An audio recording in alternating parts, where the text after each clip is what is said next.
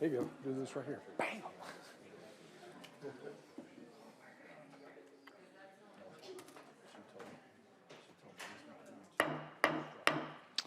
Good afternoon. The Agricultural and Natural Resources Subcommittee for March 18th, 2026 is called to order. Members, please sign in if you've not already.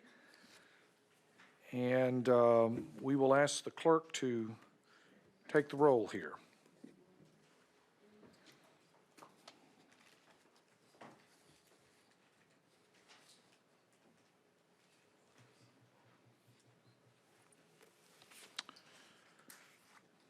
That's everyone here. Yeah. Clerk, if you'd take the roll, please. Mr. Chair, we have 6 members present. We have a quorum. Thank you. Before we begin with business, I want to recognize, we're going to go to personal orders here in just a minute, but before we begin, I want to recognize my good friend, Renee Jones, and is a representative, and she's here with the folks from the Farm Bureau and Carter County Farm Bureaus with them. I want to make them feel welcome. If y'all wouldn't mind just waving. Also, I would like to say that this is going to be our last meeting. We hope that we're going to get through with the calendar. That certainly is the plan, and how very much I've enjoyed this opportunity. And we certainly couldn't do this without folks that help us. Nick Jordan, my assistant, Paul Orbeck, who's helping us here, our library and archives, Connor Stevens, our research analyst, Mackenzie, Randall, and then, of course, our attorneys, Doug Garrett, Stephanie Snow, and Courtney Fowler, and our Sergeant-at-Arms, Tyler Munez, who lost in the sawing episode on Day on the Hill to Nick Jordan, and it wasn't even close. And I've told Tyler he needs to try harder. Orders of the day. And he needs to be in the gym.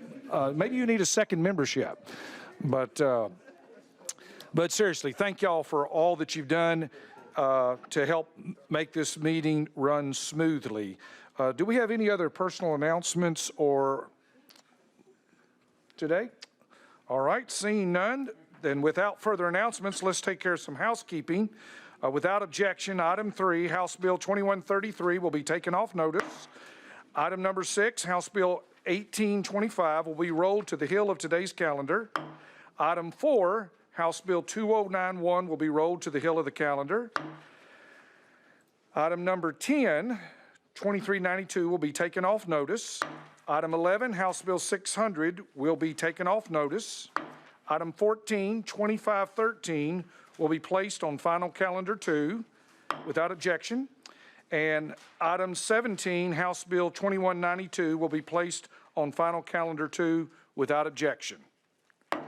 And with those matters out of the way, we are going to House Bill 2534 by Leader Lamberth with Chairman Darby presenting. Thank you, Mr. Chairman. House Bill 2534 is an administrative bill.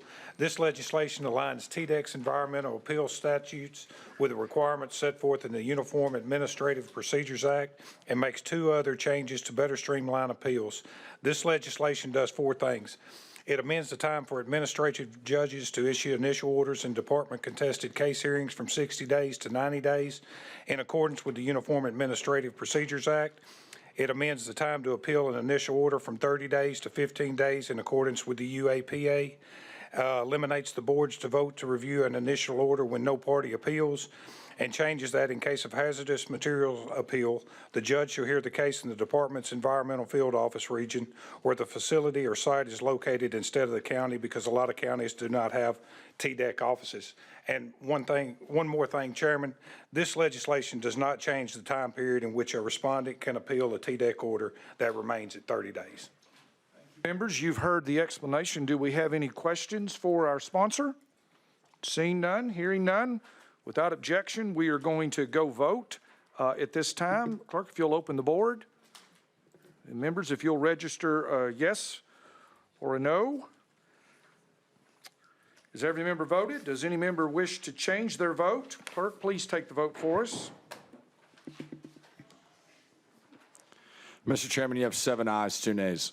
Congratulations. House Bill 2534 moves to the full committee. Next, we have House Bill 1902 by Chairman Terry. Item number 2 is House Bill 1902.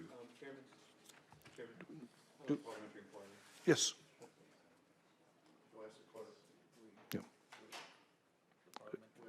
Yeah, let's move with our bill here.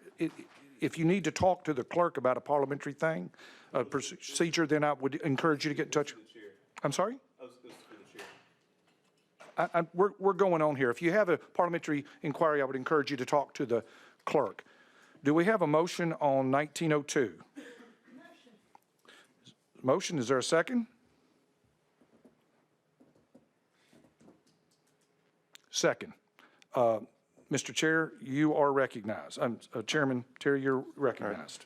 Thank you, Chairman and Committee. I do have an amendment number, I believe it is 15779.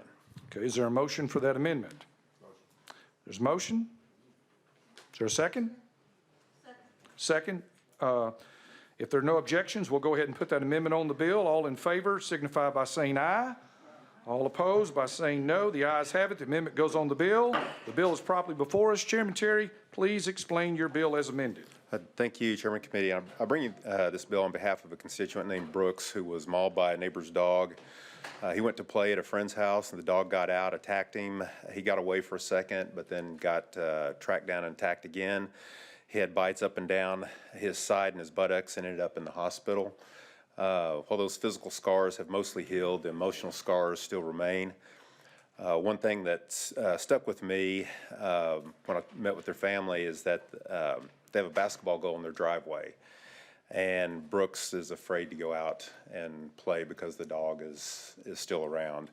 I can't tell you how many hours I shot basketball on my driveway, and I don't know what I would have done without that. But take that away from a child in society is particularly when we're encouraging kids to get out and get off their devices is a travesty. And so this bill addresses a gap in Tennessee law when it comes to dangerous dogs. Currently, enforcement's inconsistent and tracking's limited, and too often communities are unaware of known dangerous animals in the area until another incident occurs. And so what we're doing here is establishing a clear, accountable framework. It requires registration of dangerous dogs, ensures that owners, not taxpayers, bear the cost of the enforcement, and moves us toward a transparent, searchable registry to better protect the public. The amendment that we put on ensured that that is done in a practical way, giving local governments flexibility on fees, clarifying cost responsibility, and allowing time for counties to implement the standard registry with support from the Department of Agriculture. And so with that, I would ask for your support.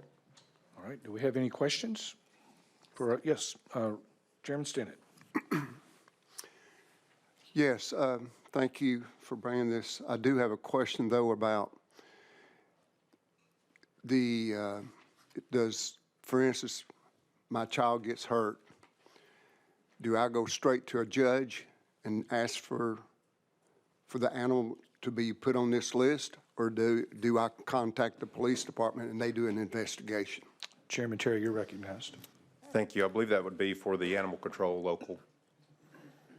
Representative Stinnett?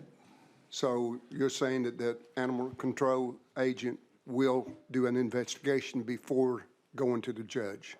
Chairman Terry?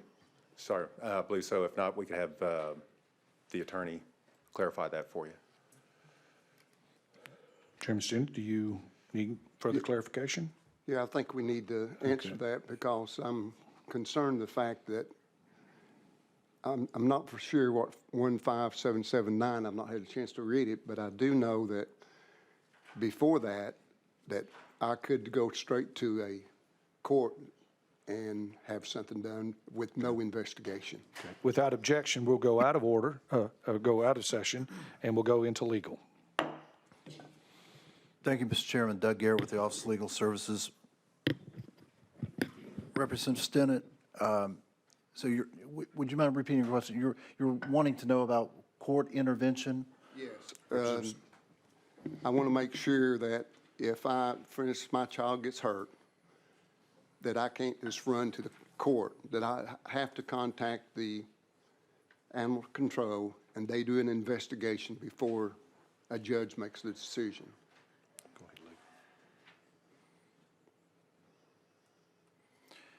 Thank you, Mr. Chairman. There is a provision in here that, whereby the court would order the authority to humanely destroy the dog if the owner has not complied with subsection A of this section. And that pertains to the registration. Let me look a little more closely at the bill to see if there's anything that pertains to your issue, and I'll get back with you. I'm good. Thank you. For legal? Representative Shaw, go ahead. What is the law right now before this go into law? What is the law? If the same scenario that he just described, what does the law say right now? I think what you're getting is what would be the person's recourse without this law? What would, Without this law? yes. Yes. Okay. I think the situation now is where if there is an issue, then they would contact local law enforcement, or in conjunction with local law enforcement, then the animal shelter, the animal control for that county, or for that municipality. All right, anything else for legal while we're out of session? Okay. All right, we're going to go back into session then, if you're good. Okay, we're going to go back into session. Do we have any questions for our presenter? Chairman Todd. Thank you, Mr. Chairman. I move this to summer study. There's a motion and a second to move to summer study. Okay. Let's vote on the board. If you will, clerk, if you'll open up the board.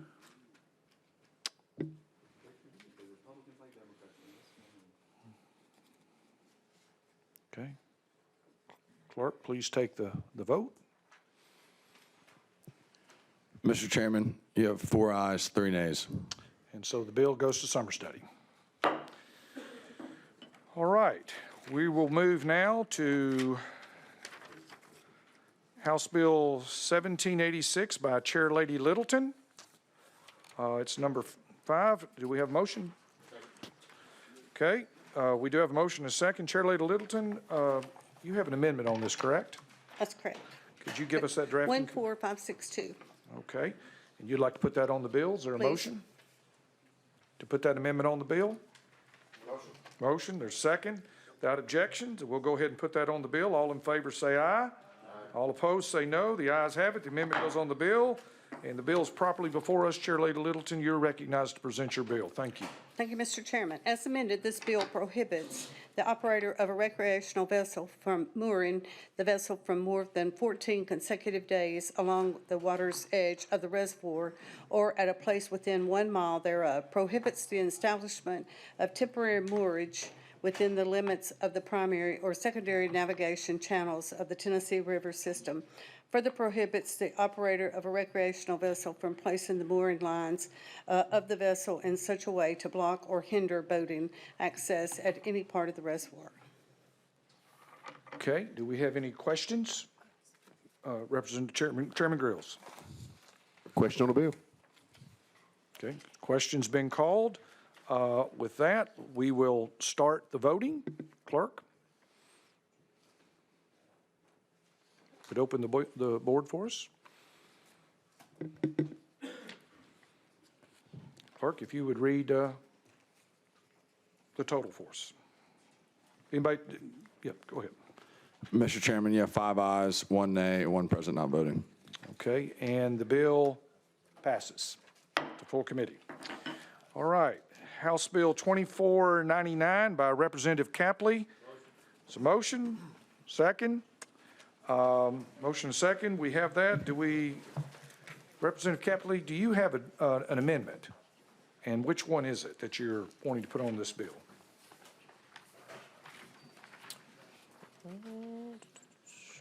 Yes, sir, Mr. Chairman. Thank you. It is drafting code 015338.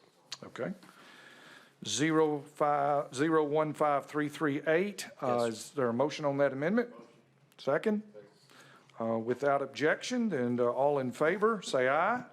All opposed, say nay. The amendment goes on the bill, and you are properly in front of us, Representative Kaplan. Thank you, Mr. Chairman. Thank you, committee members. All this bill does is authorizes that a raccoon can be a pet and possessed without the payment of the permit fee. If they have done the necessary requirements to get the permit, they just don't have to pay for it. Do we have any questions? Jones, Representative Jones? Thank you, Mr. Chair. Can you kind of explain, because we got some emails about this bill, about the current state of the law where people can keep raccoons as pets, and there was some confusion. Are they getting these raccoons from the wild? You can just get a raccoon from the wild, or how does this work to be able to get permitted to get a raccoon as a pet? Chairman Keesley, Representative Keesley, you're recognized. No, sir, they're not from the wild. They would be domesticated and bought from I guess you would call them a breeder of the raccoons. They have to, and it's in the language, you got to get it from a legal source. It has to be vaccinated, non-native, not captured from the wild. And they have to, the breeder that you get it from has to get a permit from the agency as well. I believe that's right. Yeah, a possession permit, excuse me. Representative Jones, you're recognized. Okay, so this is just getting rid of the permitting process. Representative Capley. Yeah, it just says basically if you're following all the steps to get a permit, you just don't have to pay the fee to get it. Okay. Any other questions? All right, with that, seeing none, then we're ready to vote. If you are in agreement with House Bill 2499, then vote affirmative. If you are against it, vote no. Has everyone voted? If anybody wish to change their vote, clerk, would you please read the tally? Mr. Chairman, you have 7 ayes, 0 nays, 1 present not voting. House Bill 2499 moves to full committee. Next, Representative Capley, we get you again. House Bill 1259. There's a motion, second. We have a motion and a second, and you have an amendment on this bill as well, Representative Capley? Somewhere, Mr. Chairman.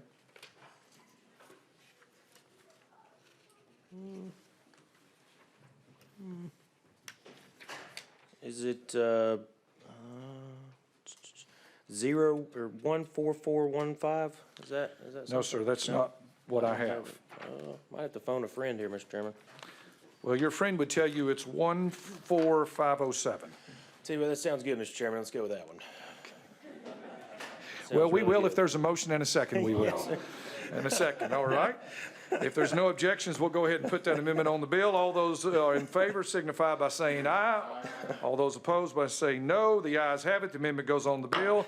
The bill is properly before us. Representative Capley, please explain your bill. Yes, sir. Thank you, Mr. Chairman. Thank you, committee, for your indulgence.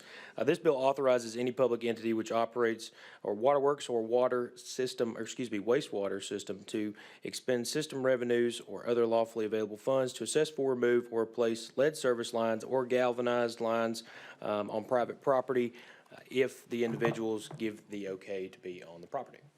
Members, you've heard the explanation. Do we have any questions for our Question on the bill? questions been called? Without doing anything, if you would open up the board, clerk, and we would do the voting at this time. If you're in favor, put yes. If not, put no, clerk. If you would take the, all right, would you please read the vote title? Mr. Chairman, you have 7 ayes, 0 nays, 1 present not voting. House Bill 1259 moves to full committee. House Bill 2202 by Representative Keisling. There's a motion. There's a second. We have a couple of amendments here. Representative Keisling, please, you do have an amendment for this, correct? Yes, I do, Chairman. Let's direct our attention to 15840 preceding with a 0, preceded with a 0. All right. That is the one that I would like to get on record. Yes, sir. If that is the amendment, do we have a motion on the amendment? Motion and a second on the amendment. If there's no objections, we'll go ahead and put the amendment on the bill. All those in favor say aye. All those opposed say no. The ayes have it. The amendment goes on the bill. The bill is properly in front of us. And Representative Keesling, please explain your bill. I will, and Chairman, may I, to you and the committee, there was one little tweak that includes in this amendment 15840 that was brought to me by TDEC, and it incorporates a small technical change in Section 3 of the bill, as I said, at the request of TDEC, simply referencing the specific TCA section that TDEC prefers relative to landfills, and also adds clarity to landfills that previously or currently receives waste rather than simply operating. Committee, I'd like to thank you for this opportunity. I'd like to take you back to year 1968 briefly. In 1968, the Tennessee General Assembly enacted the Tennessee Scenic Rivers Act. It was the first comprehensive scenic rivers law in the nation. Now, during the 87th General Assembly, our Tennessee Senate passed Senate Joint Resolution 109, which was directing our State Department of Conservation to study and report its recommendations to the preservation and protection of the Big South Fork.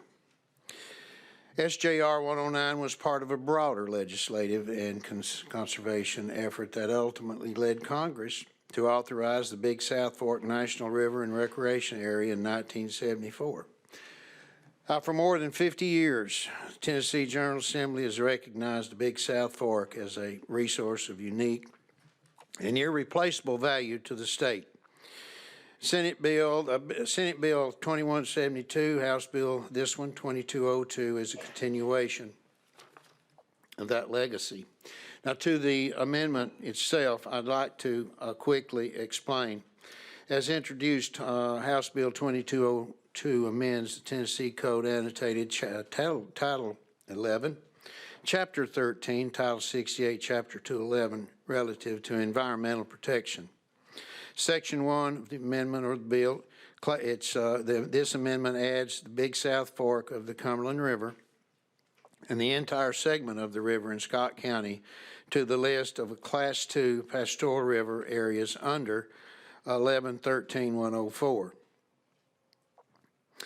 This amendment adds a new subdivision, providing that except as otherwise provided, a landfill for the disposal of solid or hazardous waste is not permitted within the entirety of the territory of county in which two rivers join to form a Class 2 river that flows through a national river and recreation area, and upon crossing the border of that county, actually enters into the territory of a neighboring state. An accompanying exception provides that this prohibition does not prohibit a permit renewal for or expansion of a landfill that is currently operating under a valid permit on the date that this act becomes law. And finally, Section 3, this amendment, this additional exception for operating landfills, this amendment adds a new subsection 68-211-118, which provides that the scenic river landfill prohibitions and the permitting restriction subsections do not apply to the operation, modification, or expansion of any landfill in operation on the day the act becomes law and operating with a valid permit on January 1, 26.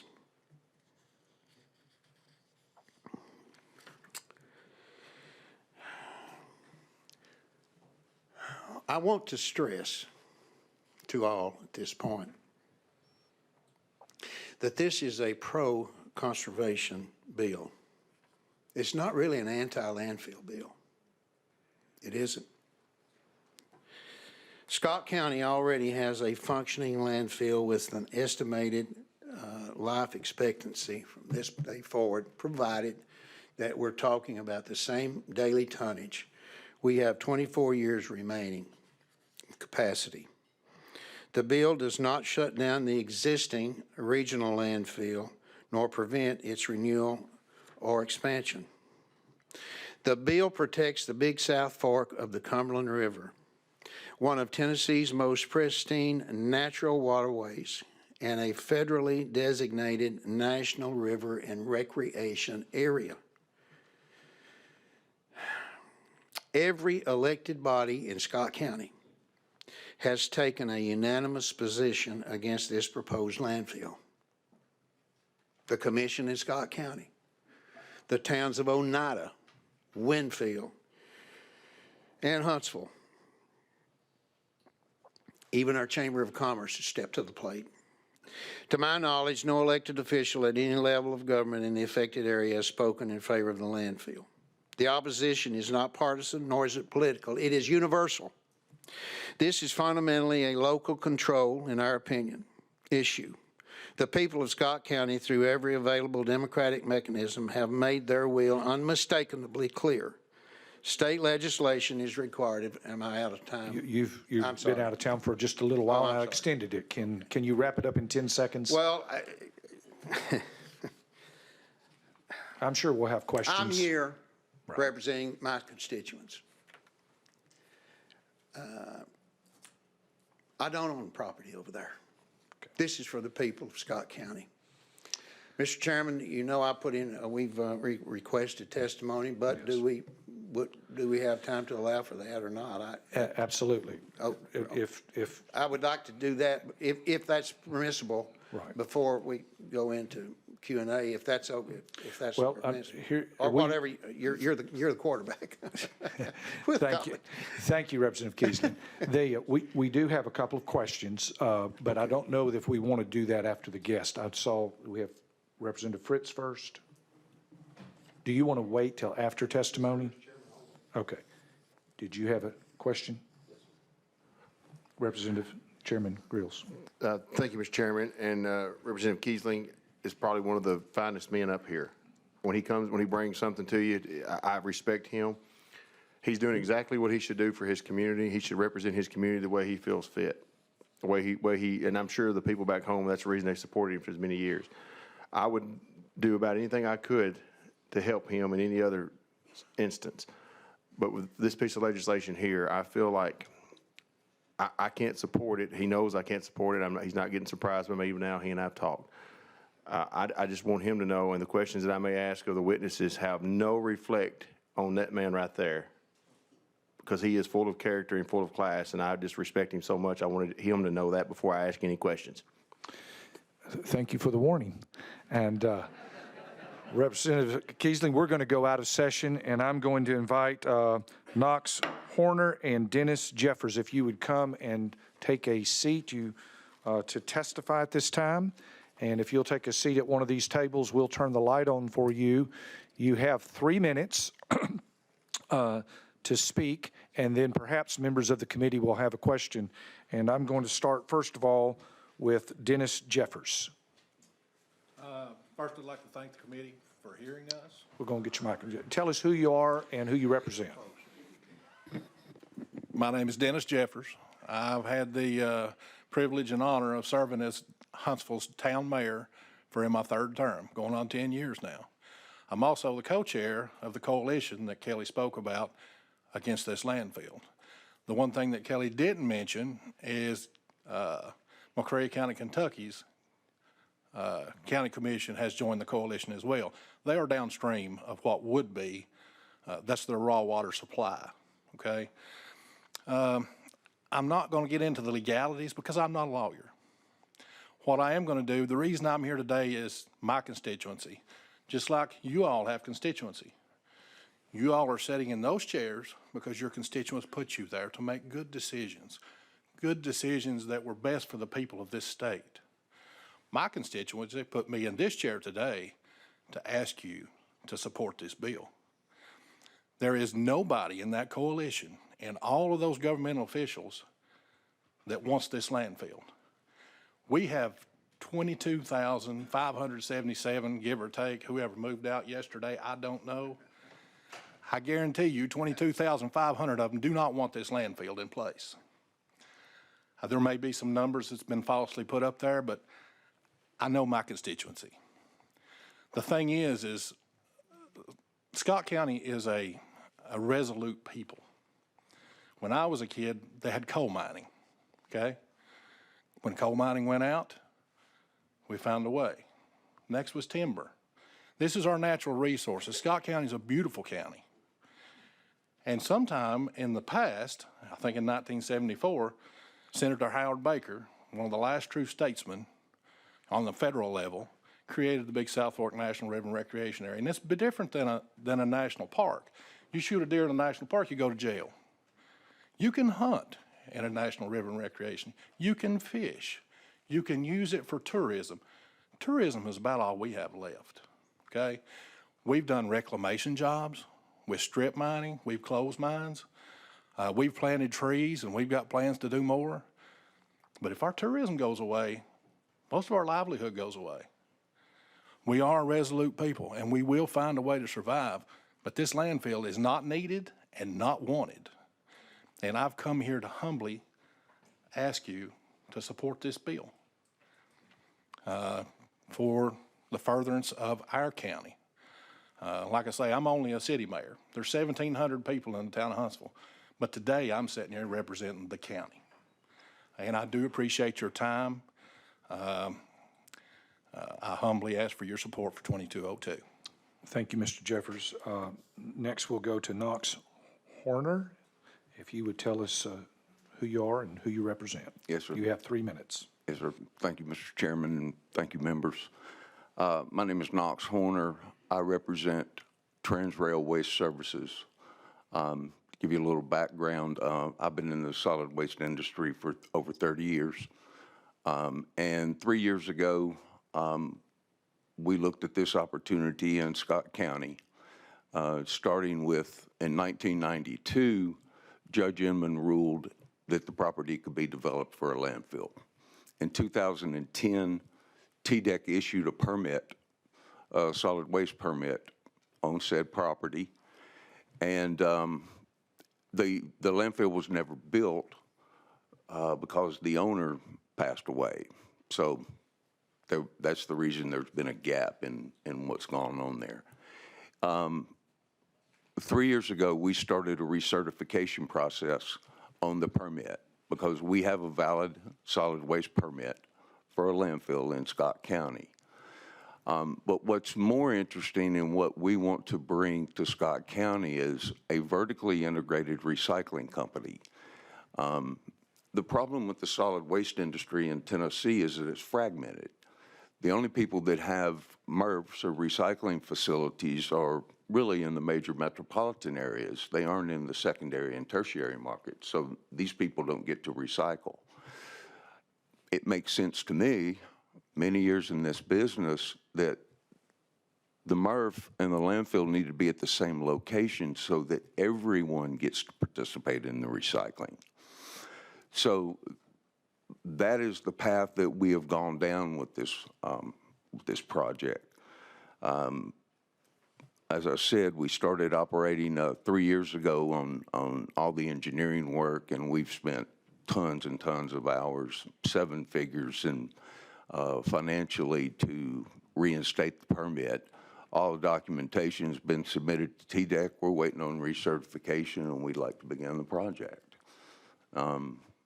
We think we have a right to build the project. Thank you very much. That's all I got. Thank you, Mr. Knox, for your testimony. I'm going to first of all go to Representative Fritz with our first question. I'll save for the sponsor. Save for the sponsor. Okay. Representative Chairman Grills. Okay, thank you, Mr. Chairman. Just, Mayor Jeffers? Yes, sir, okay. Just let me follow this right. What Mr. Knox is saying there is that he started 3 years ago to re-up this permitting process. So at that point, the clock started for him and his business that he's working for. Has the county, did they meet all the qualifiers at that time to get the permits and move through the process to do everything that was asked of them? Mayor Jeffers, you're recognized. Back in 2010, the county attorney had issued a letter to TDEC, basically stating that probably didn't affect anything, but he also said that it's not the county's authority. Okay, it was his opinion, his legal opinion. The property's been through foreclosure. This permit is not valid, cannot be valid, And this is something that's being, listen, we are geographically large, but we're small in number, and our beauty and our vastness makes us a victim, okay? Believe me, people like this are coming to a town near you, okay? I'm trying to put it the best way I can. But now, as far as the valid permit, I said I wasn't going to get into legalities because I'm not a lawyer, but there are more problems. You've got ARAP permits that haven't been met. You've got all kinds of things that have to be met. TDEC has given them a list as long as my leg is why they can't get a permit right now, okay? Chairman Grills, follow up? Thank you, Mr. Chairman. And just for the record, I mean, I represent 3 counties, and I have one county that has 2 landfills in it. And I love the counties, they like the fact that it's there because that's a revenue source for them. Obviously, they've done everything like they're supposed to. And if this company has done everything that they're supposed to do, and they have started from the process, and they have met the qualifiers that the TDEC has laid out, and for us to come in and change the rules after the game has started it's immoral, it's unethical, and it's beneath what we are supposed to do here as a state government. We're supposed to protect liberties, personal property rights, and independent liberties. And that, I feel like if we go in and we change the rules after the game has started, we are doing just that. And we are setting ourselves up for a lawsuit, and we are going to get our brains beat out in a state court if we change the rules after the game has started. And I feel like if we change the rules, that's fine. But you can't shut down something that's already started, and that's my comment, and I'll leave it there because I know we're short on time. Chairman Todd, you're recognized. Thank you, Mr. Chairman. This was for Mr. Carter. So have you had, or has this facility had a valid TDEC solid waste permit since 2010? Is that what I understood? Mr. Horner, you're recognized. Yes, sir. Chairman Todd. And the ARAP permits that were mentioned, I know those expire every 5 years. So if there was no construction, those would naturally expire and you have to reapply for those. Is that correct? Mr. Horner, we wouldn't get the light on for you. You're recognized. Yeah, okay, thank you. Yes, that is correct. Chairman Todd? Would you also help me, because this is a Scenic Rivers Act, but I also notice in this particular bill that the description is such that it's the entire territory of the county that this is encompassing, to say that there shall never be another landfill here. How close to the river, since this is a Scenic Rivers issue, how close to the river is this particular landfill that you represent? Mr. Horner, you're recognized. 8.5 miles. Chairman Todd? Is there anything else that we need to know about this? What's the proximity to the other landfill that's existing, it's already been mentioned? Mr. Horner, you're recognized. Yes, sir. They're right next door. Actually, we share a property line that's 1.2 miles long. And the existing landfill and our permitted landfill are directly next to each other. So that landfill is the same distance away from the water, too. Okay. Representative Alexander, you're recognized.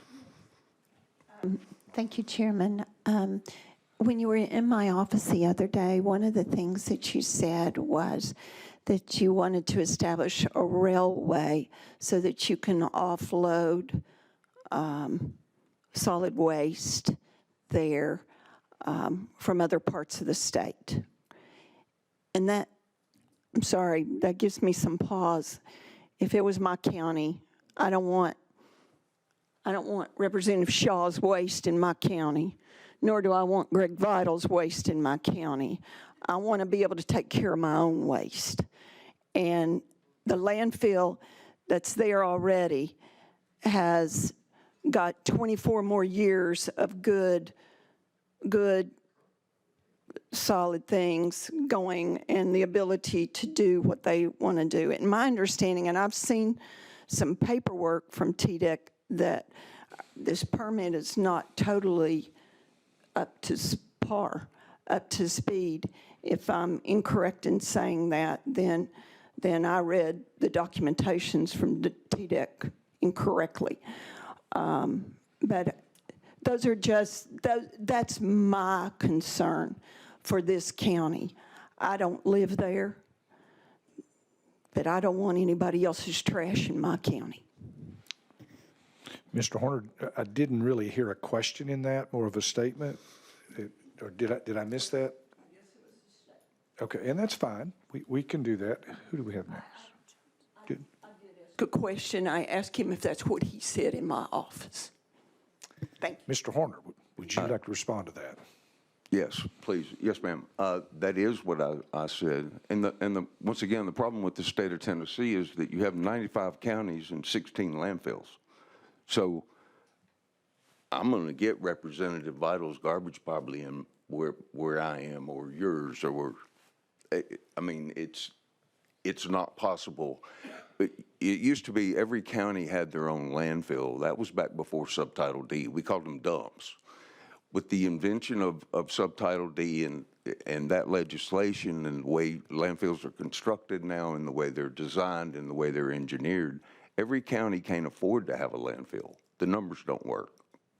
They don't work. I mean, you got to be at 500 tons a day before you can break even. Most counties don't generate 500 tons a day. So that's the reason that the landfill in Scott County now is taking in garbage from Kentucky and they're taking in garbage from other counties because there's not enough garbage in Scott County generated to support a landfill. Same way in, well, I guess, 80 other counties. That's why this business is the way it is. Every county can't have their own landfill. It just doesn't work.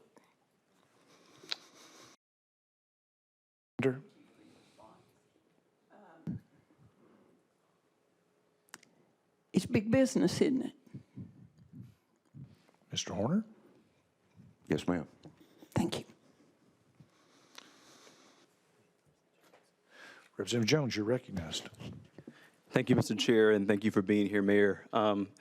We got a lot of emails about this bill, hundreds, I would say, and everyone from your area is against this bill. And now we have this company coming to tell you what is in the best interest of the people who live there. And what you said is exactly right. It's about treating this community as discardable, a community that won't fight back, a community that's been treated as other for so long. And so I just want to say that I'm so glad you took the trip down here and are pushing this. And what we're going to hear on the other side in a few moments is that this is a private property issue, that this is unconstitutional. We heard this last week with the Duck River in Murray County. And I'm just curious how you would respond to those arguments. Mayor, you're recognized. The call for Scott County can't support its own dump has no meaning there. They're wanting another landfill because it is big business. It is a lot of money. It's not because we need another dump. We do more than our share. We take in 5 counties with McCurry County, Kentucky. And there is a shortage of landfills, but it's not in East Tennessee. We're in pretty good shape. When you get to Middle and West, it's a different story. This bill is site-specific for Scott County and our needs. And that's why I don't even know why we have any kind of hesitation on this bill, but I'm not sitting in your chairs. Like I said, you have to represent your constituency just like I do. I will say, and Scott County does have a recycle grant. We've had it for 20 years through Tennessee Department of about 38% is what we recycle, okay? So that was a little bit of misinformation that we had there. We are trying. I have a group of students from the University of Tennessee, and so does the mayor of Oneida, on a feasibility study to improve the recycling in Scott County. It's not like we're not trying, but I don't need anybody coming in from outside of our county telling us what we need. I understand it may be on private property, and we can get in the legalities of this permit. I'm not a lawyer. I'm sure that we probably will get into the legalities of it, but that won't be me.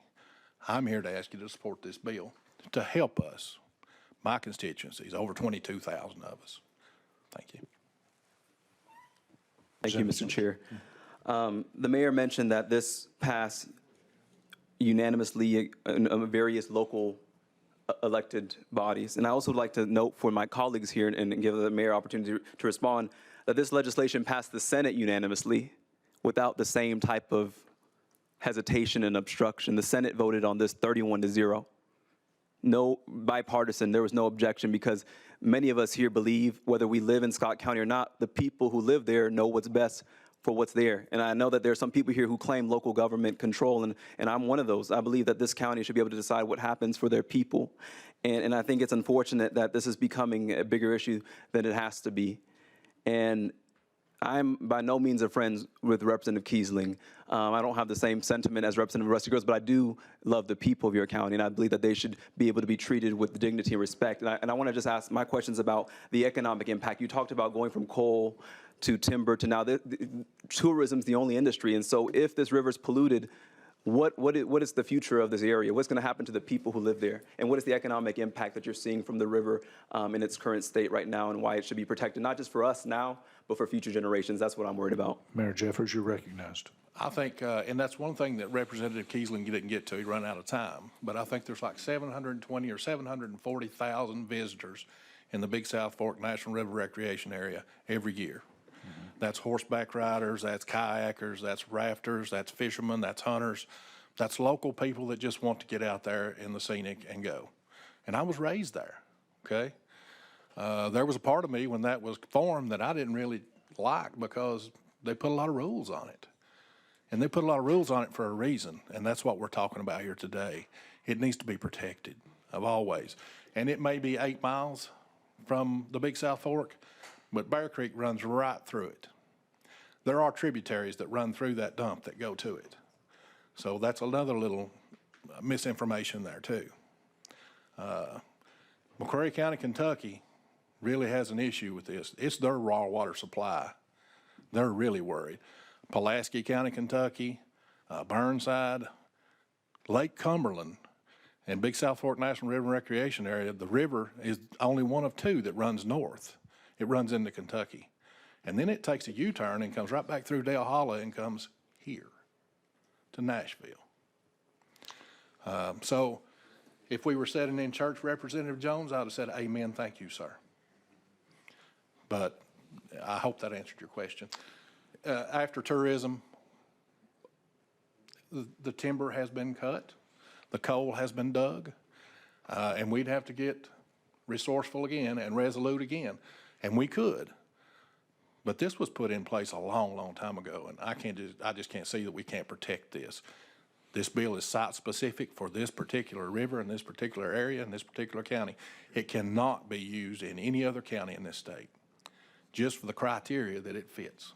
The 2 rivers and the confluence that run through a national river and recreation area that runs into a state, you will not find that coming out of the state of Tennessee anywhere else. Thank you, Mayor. Chairman Grills, your name was evoked. Is there anything, any response you? Thank you, Mr. Chairman. Not that big a deal, but I appreciate the candor that the mayor has. He seems like a super nice guy. But I really, I don't understand how we're going to sit here and talk about, we don't want other people's trash, but we'll take trash from 5 other counties, and that's fine because that's benefiting us now. But somebody else does it, it's not a good idea.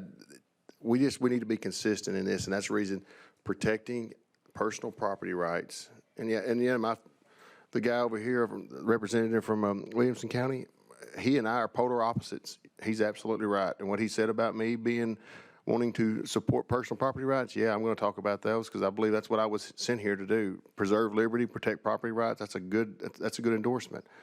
I don't think you have bad intentions at all. But I believe that once we change the rules after the train leaves the station or the game starts, we're in a bad spot. With that, I'll stop.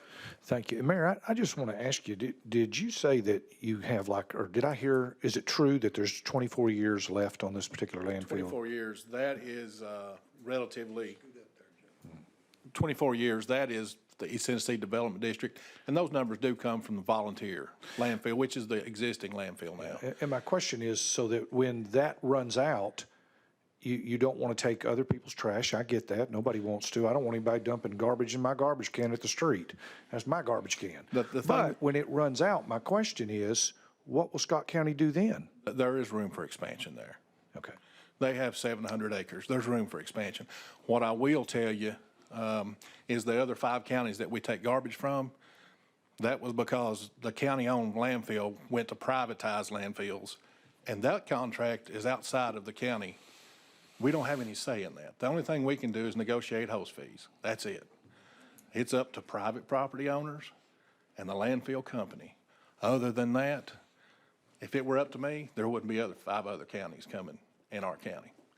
Representative Fritz, you're recognized. Thank you, Mr. Chairman. I'm trying to better understand the timeline, so I'll ask both of y'all a couple of questions, if you don't mind. So there's currently a landfill in Scott County for the mayor. There's currently a landfill there. It's been in place for some time. The way I read the bill, it offers the opportunity for modified permits and expansion of that landfill that's currently in place, and you just said 700 acres. And who owns that landfill? Mayor, you're recognized. It would be volunteer landfill, I'm sure. Okay. And I lost my train of thought, but yes, there is room for expansion there. Okay, Representative Fritz. Thank you, Mr. Chairman. And my question, sir, is for you. Thank you for coming, both of you. I appreciate you coming down today for the questions. So your entity or your company owns the acreage that the proposed new landfill is on, is that correct? Mr. Horner, you're recognized. I'm sorry. It is under contract, and it closes the 13th of April. Representative Fritz. When did you initiate the purchase, if you don't mind me asking? Mr. Horner, you're recognized. I'm sorry, 2023. 2023. Representative Fritz. Thank you. That's good for me for now. Okay. Shaw. Representative Shaw, you are recognized. Well, I think my question, thank you, Mr. Chairman. I think my questions were answered. It's privately owned, the one that's there now, you say. It is privately owned. And to you, sir, you have a contract to purchase the one that you want in this coming April, but it's not valid yet. Mr. Horner, you're recognized. Yeah, the permit is valid, and we own the permit. The permit's a separate asset from the land itself. So we closed on the permit. We own the permit. We have a binding contract to close on the property next month, but the permits are in place. Well, the solid waste permit is in place. It just has to be recertified. What happens is when the permit's issued, as it was issued in 2010, you have 1 year to begin construction. Construction didn't begin, so it becomes inactive, but it's still a valid permit. When you go to begin construction, then you have to recertify that all the engineering is still correct, that nothing's changed, that, you know, regulations for construction haven't changed. So that's what we've spent the last 3 years doing. And as I said before, I hate to say it, but 7 figures with engineers and consultants and design engineers, making sure that we could certify to TDEC that, yes, it's still a safe landfill. Representative Shaw, do you have follow-up? Yes, I do. But and correct me if I'm wrong, but what I'm hearing you saying, you have a permit, but you don't have any land because you haven't closed on the land. You're planning on closing in April. What if that didn't take place? What would happen with your permit? Mr. Horner, you're recognized. The permit remains valid. We'd own the permit, but not the land. But it's our intention to purchase the land. I mean, we're going to close on the land. There's not any question about that. Representative Shaw. Last question. So the one that's there now that's privately owned, are you working with those people? Or are you all going to be separate? It's going to be 2 separate landfills then once you start running, get up and start running, let's just say everything works out, you'll have a landfill next door to a landfill. Would that be a fair statement? Mr. Horner, you're recognized. That would be a fair statement. Thank you. Now we'll move to Representative Vital. Thank you, Mr. Chairman. Both of you, I appreciate you visiting with me this week and all the others that came. I think this issue is close to the hearts of the people of Scott County. There's also free enterprise and private property rights here that need to be addressed. At the same time, the people of Scott County have recognized that Big South Fork is a treasure. The United States has recognized that Big South is a treasure.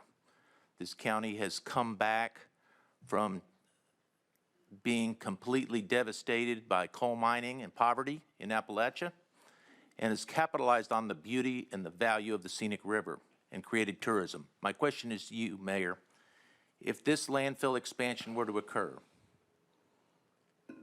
and a railroad bringing in trash for 20 to another 50 years, would it devastate Scott County Mayor, you're and its recognized. economic future? That's why I'm sitting here, Representative Vital. That's why I'm sitting here. Okay. Who would want to come to a National River and Recreation area and watch a trash train go by? Okay? That's my only answer. And I'm sorry that I'm that blunt, but it's not what we need, it's not what we want. And the property itself, you know, it's been gonna be bought for the last 2 or 3 years. Question is, they can keep the permit. I just don't want them to have a landfill. They can take the permit back to Atlanta with them. Don't care.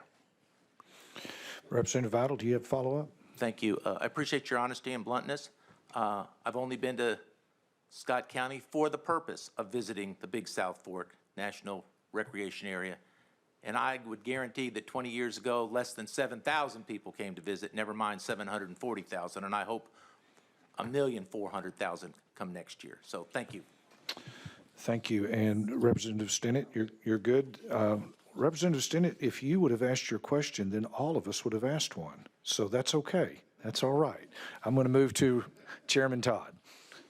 Thank you, Mr. Chairman, and I would, I think we're finished with these guests, but I would like to hear from TDEC. There's been a couple Okay. of questions about the permits, I think we need clarification on Okay. that. Gentlemen, without any other questions for our guests, thank you for your testimony. We appreciate you being forthright with us. And TDEC has been signed up to come if possible. And since Chairman Todd has summoned your wisdom and knowledge, we would ask you to come to the table. And Ms. Williamson, I'm just going to ask you to speak for them, and then we'll respond to questions if you just identify yourself. Sure. Thank you, Mr. Chairman. My name is Allie Williamson. I'm the Legislative Director for Tennessee Department of Environment and Conservation. Thank you. Thank you all for being here. Chairman Todd, I'm going to let you ask the question you want to. Thank you, sir. And this is related to the permitting specifically. So there's been discussion that since 2010, there's been a valid permit. Is that correct?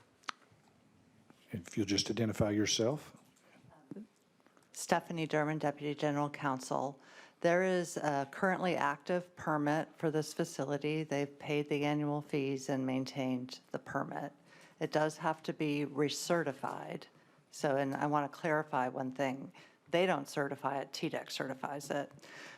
They also have to get, as you alluded to earlier, they need to get a new ARAP, Aquatic Resource Alteration Permit. Chairman Todd? And for both of those permits, you're talking about their recertification and then the ARAPs, which expire every 5 years. Is that in the normal process? If someone doesn't start a project for whatever reason, you just have to go through this process. Nothing unusual about this, I wouldn't think. Counselor? That's correct, Chairman Todd. Chairman Todd? Thank you, sir. Is there anything odd about this that you might want to let us know? I mean, it all seems to fit for me that this permit's been in place for 2010. Previous owner passed away through different proceedings. That's been sold, and now we've got a contract on the property. It looks like things that they're dotting their I's and crossing their T's. Things have been done properly. They purchased. They now own the permit. They're about to, they have a contract on the land, just like somebody has a contract to buy a house. It's going to happen. Is there anything unusual about this? Or is that pretty much, do I have those facts correct? Counselor? Yes, and yes, you have the facts correct. No, there's nothing unusual per se. I don't know that we've had recertification requests with any frequency for a permit that's 16 years old. But regardless, you know, TDEC obviously takes our role seriously, and we're going to take a hard look at the environmental impacts associated with this as part of our recertification process and also for the ARAP individual permit. Chairman Todd? I guess one last thing, and I'm going to try to combine this into one question, two things. Will TDEC allow pollution of the Big South Fork? And will you allow an open trash train, as has been mentioned, to access this property?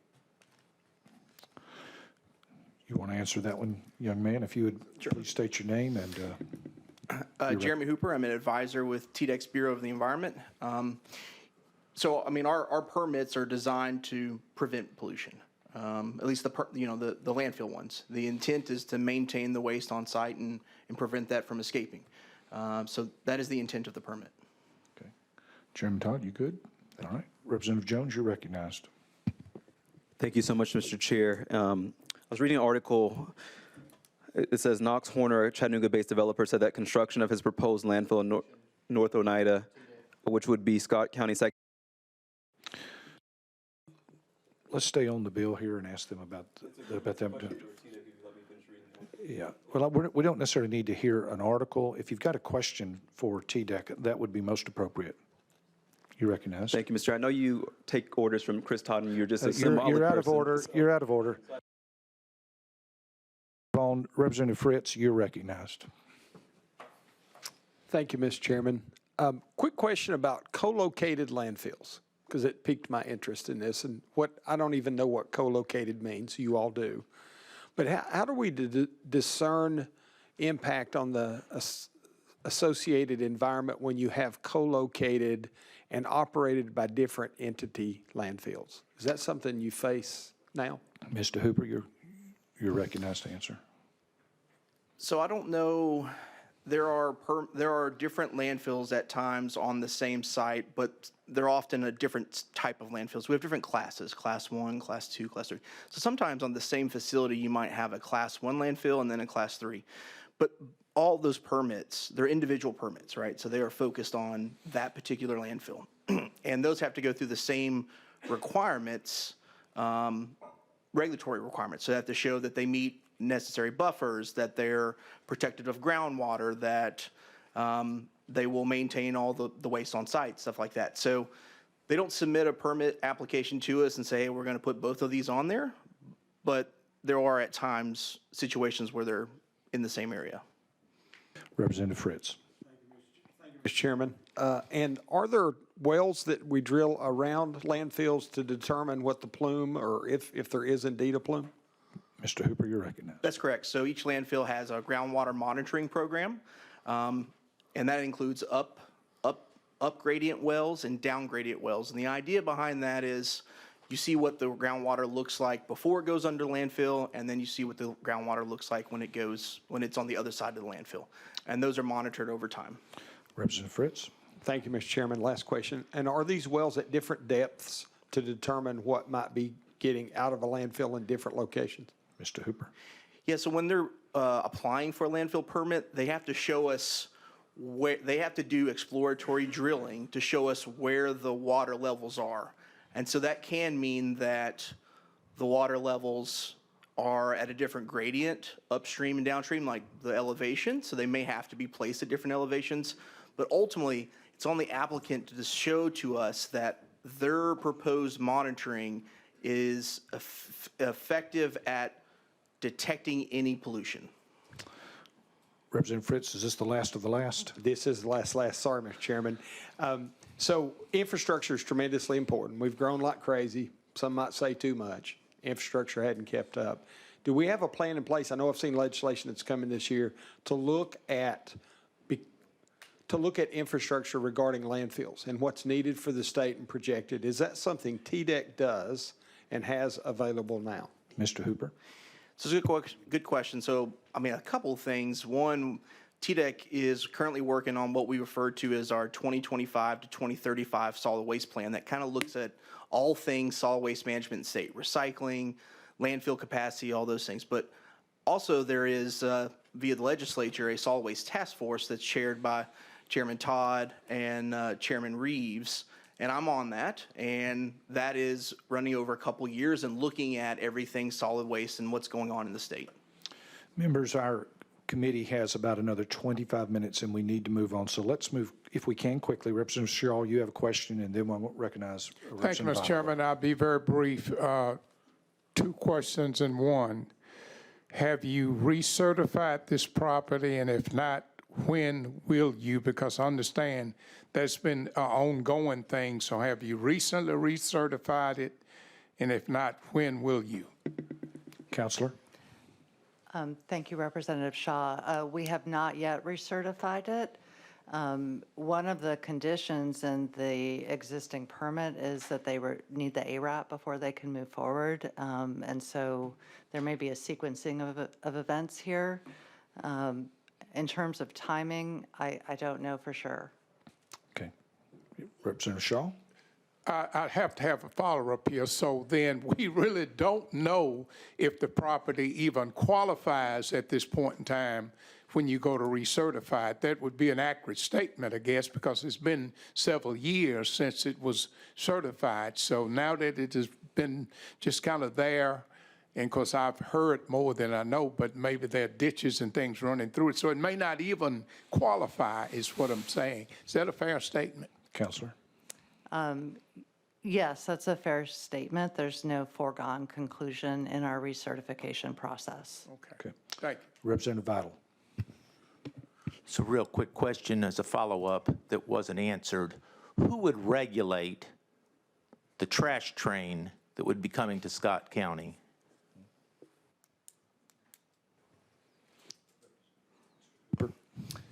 So we don't regulate the transportation of waste at TDEC. We do regulate some components of the transportation, in particular something called a transfer station, which is where waste is brought, for example, and it could be brought on rail, it could be brought in trucks and then sent off to another location. But TDEC does not regulate transportation of waste, whether that be your dump trucks or rail. Representative Vital? But I go back, I understand what you regulate. My question is, who would regulate the trash train coming across multi-states, bringing waste to this site? Counselor? I'm not sure. The only entity I can think of that might would be the Federal Department of Transportation. And there's also a federal entity that regulates railroad traffic, but honestly, that's outside of our purview, so I don't want to swear to that. Thank you for not swearing. All right. Nobody knows, but I don't want the trash coming if we don't know who's going to regulate it. Thank you. Okay. Chairman Todd? Just one follow-up on the ARAP. So the ARAPs that you anticipate for this, I think I understand they were already issued previously. They just had an expiration date. Action wasn't taken, and they're being reapplied for. So they've already been applied for once and approved. That's my understanding. Just need that confirmed. And they're I would think, unless conditions have changed, they would likely be approved again. Counselor? Yes, they had an ARAP that expired. However, the ARAP rules have changed. And there is a substantive change in the ARAP rules regarding practicable alternatives that may affect the viability of the ARAP application. Members, we're going to go back into session at this time. We thank our guests for coming. And Representative Kiesling, we're going to ask you to come to the podium. Do we have any questions for our sponsor? All right.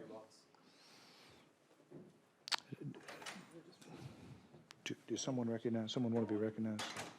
Chairman Todd, you're recognized. Thank you, Mr. Chairman. I move this to summer study. Second. There's a motion and a second to move this to summer study. There's an objection, okay? Then we are going to be on the board. If you are in favor of moving this to summer study, vote yes. And if you are not in favor of moving to summer study, vote no. Clerk, would you please open the board?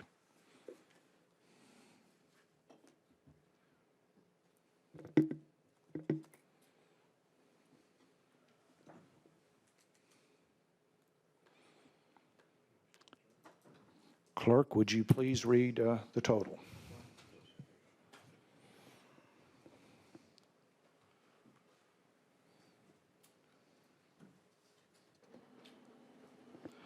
Mr. Chairman, you have 4 ayes, 5 nays. The move to summer study fails. And now we are back on the bill. Is there any question before we vote? Any other? Seeing none, then we're going to go. Chairman Todd. For the sponsor, and Chairman, you know I have the utmost respect for you. It's a very difficult situation we're in here. I understand you're doing what you've been asked to do by the constituents in your county, but they literally have asked you to come in here and trample on the Constitution that you and I swore an oath to, and the mayor even swore an oath to. He never mentioned that. To uphold the Constitution of the United States, which says we cannot take other people's property, their rights to property, without writing them a check. And that's what we literally have before us today, is a group of people, 22,777 or whatever the number was, that want to be a democracy, which means mob rule, and change the rules in the middle of the game for a private entity that owns a permit, that has a contract on the property. It's not hypothetical. This is strictly, it's not even about water quality. I know the mayor said that, and that's a crock. And we all know it is. It's 8 miles from the river. 8 miles from the river. The Scenic River Act is for a 2-mile radius of the river. And we're literally locking out the entire county except for one company. I mean, I'm surprised it hadn't even been mentioned here. Well, is this protecting this one company? Is this one company that's already in operation? Have they brought this bill? Are they behind the public outcry so that they can protect their pocketbooks? I think that's a valid question. Nobody's even brought up here today. But we're literally, this bill literally tramples on private property rights, and I guarantee you there will be a lawsuit that this state will lose if this law goes into effect. And we'll all be back here writing a check in the budget next year or the year after when it's settled to pay the individual that owns this property or the company that owns this property and that permit. That's going to happen. It is a taking. It is clearly a taking. And we cannot do that under the Tennessee Constitution or the U.S. Constitution. And I don't know how many lawsuits it'll take for members of this committee to understand that and realize that. We have one going on right now. This is going to guarantee another lawsuit that we will lose. And I just can't imagine that we're going to shirk our oath of office to uphold the Constitution of the state of Tennessee and the Constitution of the United States and pass a bill like this, no matter who's standing in front of us. This has nothing to do with the sponsor. This is about a group of people that are trying to protect a private company that's already in business and lock out the entire county from having this type of business other than that one company. That seems painfully obvious. Thank you, Mr. Chairman. I didn't hear a question, but Representative Kiesling, if you want to respond, you're more than welcome to. Or Mr. Chairman, I can assure the committee isn't about a private company. In my final comments, I want to say thank you. Thank you to each of you for your patience. I didn't realize it would entail this length, nor did you, Mr. Chairman, I'm sure, of the committee. But I do respectfully ask that I get a favorable vote on that. With that, I will conclude and renew my motion. Okay. Representative Jones, you have a question with the sponsor? Yeah, Mr. Chair, I just have a statement. I think that the mayor and the people of Scott County deserve an apology. Again, it's deja vu. It's so insulting to the people who live in this area to accuse them of making this about mob rule and attacking their character. I think it's just so beneath the dignity of this committee. And we heard this last week, and we're hearing a repeat performance. And I think that it's wrong. Representative Jones, can we stay on the bill here and ask a question or make a statement to Representative Kiesling? Mr. Chair, I'm going to do this a different way this time. You let the chair attack the people who live in this county without stopping him once. I'm making a statement. No, I'm going to give you an opportunity to speak to Mr. Kiesling, and then we're going to move on. So make your statement to Mr. Kiesling. Representative Kiesling, I support this bill. We don't agree on a lot, but I support this bill because I think that the people, we need to listen to the people. And it's not about attacking the Constitution. If so, the Senate wouldn't have voted on this unanimously. The Senate didn't have the same type of hearing of obstruction. But what it's about, and I think it's something that is our primary focus here, because we're only here for a temporary time, is what about the next generation who lives in this county? That's what I think we need to make our decision based off of, and that's what I'm voting on, is about the people who are going to live there and will be left with the devastation and the waste, and the children who will grow up there and have no type of economic future if this river is polluted and destroyed. And so that's what I'm making my vote based off of. And I think that on this committee, I hope, again, that we don't fall into left versus right, but we do what is right and wrong. And the right thing is to listen to the people of Scott County and this area who've sent us emails. Again, not one of those emails was from somebody who lived there supporting what they're trying to do with this landfill. Every single person who called us and emailed us the past few days was against this. And I hope that we heed the people who live there and take our oath of office seriously, that it's that we are committed to representing the people and not special interests or corporate interests or special lobbyists who come here and tell us they want to pollute a community because it's profitable. But let's think about the people who actually live there. Mr. Kiesling, you have a response? Okay, then members, we're going to vote. If there's no objection, clerk, if you would open up the board, we're voting on House Bill 2202 as amended. If you're in favor, vote yes. If you're opposed, vote no. Every member voted. Does anyone wish to change their vote? Okay, clerk, would you please read the vote total at this time? Mr. Chair, you have 5 ayes, 4 nays. Mr. Kiesling, your bill passes 2202. Goes to full committee. Now we will go to Representative Powell, House Bill 1289. Motion. There's a motion and a second. Representative Powell, do you have an amendment, and which one is it? Yes, sir. Great question. The amendment is drafting code 015366. 015366. And it makes the bill, so I'm happy to just discuss the bill. Is there a motion for this amendment? For the amendment? Yes. There's a motion for the amendment. Second. All right, if there's no objections, we'll go ahead and put the amendment on the bill. All those in favor say aye. Aye. All those opposed say no. The amendment goes on the bill. The bill's properly before us. Representative Powell, you may present your bill as amended. Thank you, Mr. Chairman. So this bill is known as the Alyssa Lackas Safety Act. And before I explain the bill, I'll take a moment to acknowledge why we're here. On October 14th, 2024, Dr. Alyssa Lackas was killed while walking on Mill Creek Greenway in Nashville, in my district. Now, she was a beloved member of our community. She was a scientist, and her death was a tragedy that should never have happened. Her family, including her brother and sister-in-law, courageously founded a nonprofit called Free to Move to carry her legacy forward. And hopefully I sent around a video of her testimony, her family's testimony, both her sister-in-law and her brother gave very powerfully in the Senate last week. And I wish they could have been here, but I know this committee meets late, so weren't able to come. But this bill is for Alyssa. And it basically works to make sure that every Tennessean feels safe on our greenways. So what essentially this would do is, as amended, would have TDEC, in coordination with the Department of Safety and local governments, to create a comprehensive strategy addressing park design, lighting, maintenance, signage, surveillance, programming, and public involvement, particularly on our greenways. And all we're trying to do with this is make sure that there's a plan in place so that citizens are safe when they use our parks and greenways. I think there's oftentimes an assumption when people go and enjoy these beautiful places that there's some sort of safety. But what I'm seeking to do is make sure that we actually work to develop a plan as a state that we can give to our locals, that we can use statewide, to make sure that we actually have a plan in place for greenways and parks to be safe. Again, this is named after Alyssa Lackas. She gave very powerful testimony last week in the Senate, and they moved it out without any opposition. So, again, this is on behalf of a constituent and who was taken from us, in a situation that happened in my district. So I would ask for favorable on this. Thank you, Representative Powell. Do we have any questions? All right. A question, Representative Fritz. My question is just to make sure I'm on the right amendment, 15366. Is that correct? That is correct. Okay.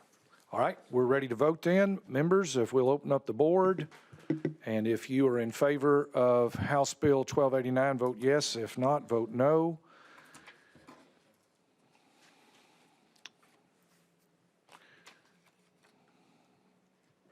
Has everyone voted that needs to vote? Is anyone wish to change their vote? Clerk, would you please read the total? Mr. Chairman, you have 5 ayes, 4 nays. Congratulations, Mr. Powell. House Bill 1289 is passed and goes to full committee. Now we're at item number 13, 2516 by Chairman Todd. Chairman Todd, you're recognized. Is there a motion? Second. Okay.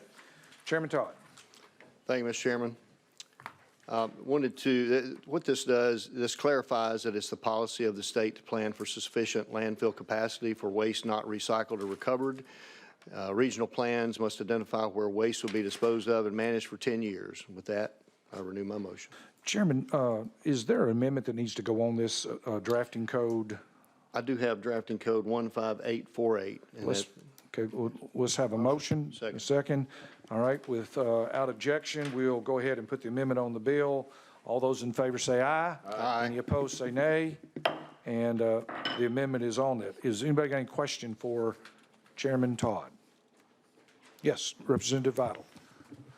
Thank you, Mr. Chairman, and thank you, Chairman Todd, for bringing this legislation. I think the last hour has shown us why solid waste and disposal is important, and we've got to work proactively, and I think this helps us move in that direction to put some teeth into some of the plans that are put forward so that we can really address this issue and not always be retroactive instead of proactive. So thank you. Okay.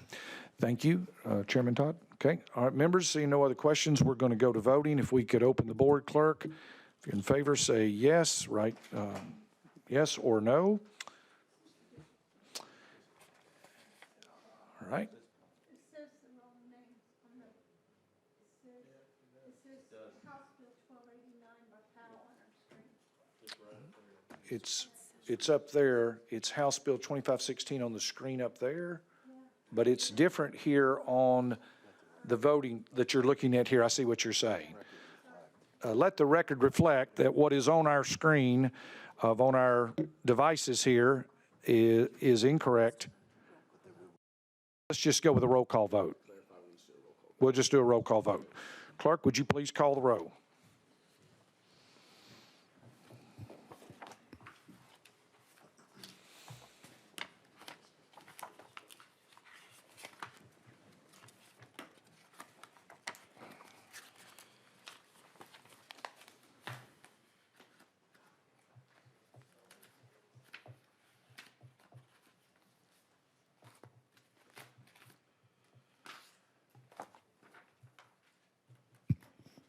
Thank you for your patience. Representative Alexander. Aye. Representative Alexander, aye. Representative Fritz. Aye. Representative Fritz, aye. Representative Grills. Aye. Representative Grills, aye. Representative Jones of Davidson. Representative Shaw. Aye. Representative Shaw, aye. Representative Stinnett. Aye. Representative Stinnett, aye. Representative Todd. Aye. Representative Todd, aye. Chairman Martin. Aye. Chairman Martin, aye. Mr. Chairman, you have 7 ayes, 0 nays. And House Bill 2516 goes to full committee. At this time, I want to recognize Chairman Todd. Thank you, Mr. Chairman. There was a statement made, and I thought I probably should address that about what this bill does, and we've got some others coming that the task force has talked about and we're trying to put in place. A lot of things need correcting in our current system, but I will also let this committee know that we're going to see more bills like what we just spent an hour on and what we spent an hour on last week.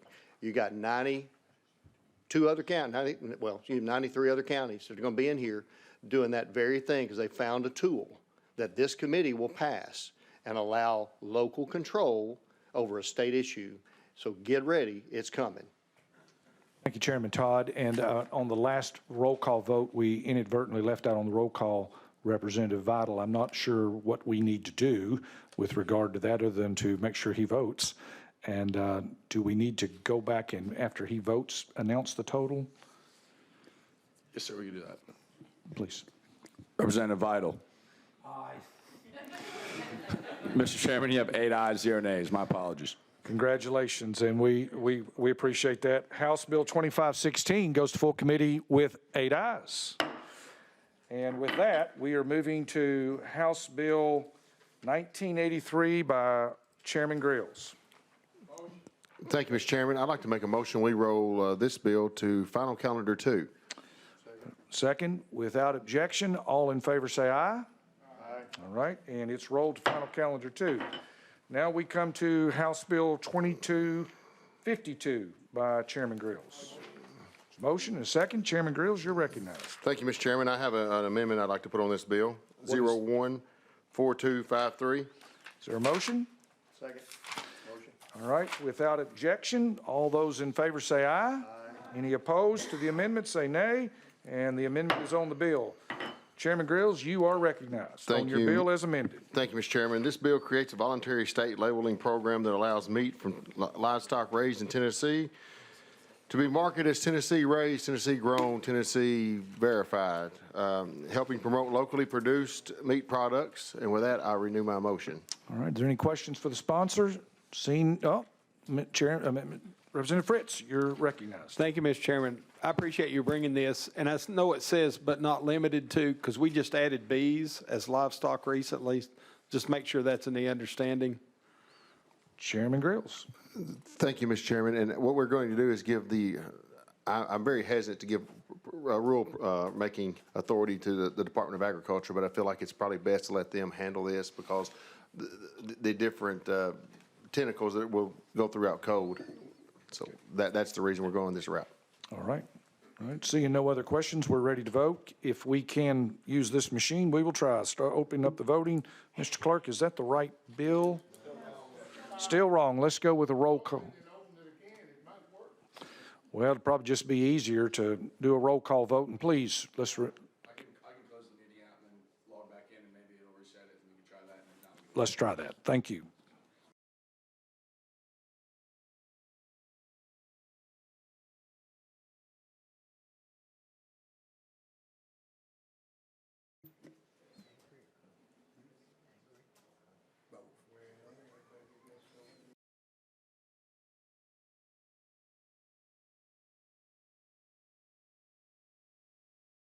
Yes. All right, we can sign back in, members, if you will do that.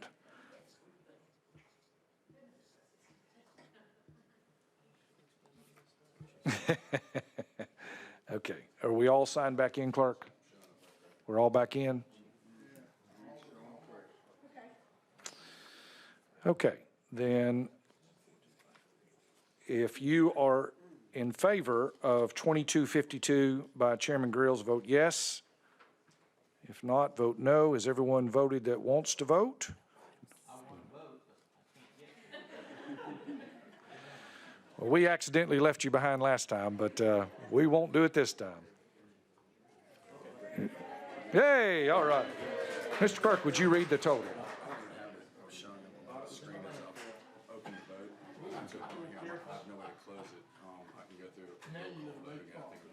Okay. We're having some malfunctions with our technology, and so the clerk is going to have to read this, he tells me, and so please, if you would at this time, Mr. Paul. Representative Alexander. Aye.